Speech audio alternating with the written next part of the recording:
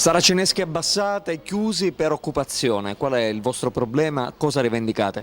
Allora, il nostro problema è perché abbiamo paura che già abbiamo avuto la comunicazione, sempre, ti ripeto, che ieri dovevamo fare l'inventario e poi abbassare, dovevamo uscire fuori e quindi ci dovevano mandare a casa, però non ci hanno dato nessuna comunicazione.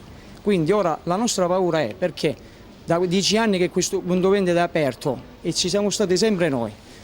E quindi ora la paura nostra è che perdiamo il lavoro. Da precisare che il titolare già questo stabile lo avrebbe già affittato sempre a un altro utente, sempre nel settore alimentare, però non vuole questi dipendenti.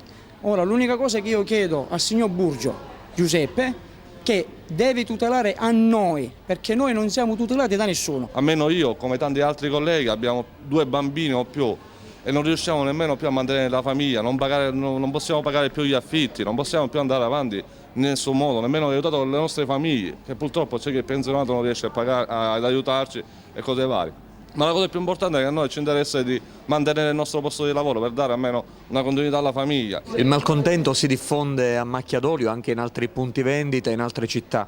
Purtroppo sì, alcuni domani il termine dei supermercati, i 4 centri commerciali più grossi chiuderanno tutti domenica, per cui saremo tutti in mezzo a una strada.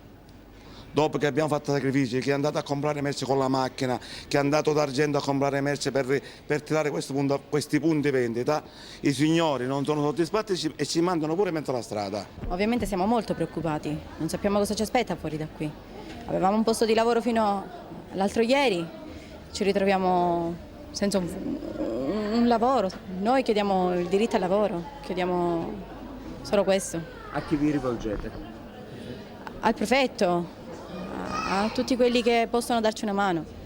Io dico non ho intenzione di uscire di qua, fino a che loro non si presentano con un foglio e carta scritta che ancora ci danno il nostro posto di lavoro, tutti gli arretrati, noi usciamo di qua, fino a che non arriviamo a prendere un accordo. L'azienda che subentrerà dopo di noi non assume più il personale, quindi noi chiediamo allo Stato di tutelarci innanzitutto a noi, perché avendo degli sgravi fiscali il nuovo proprietario ovviamente non prenderà più questi dipendenti.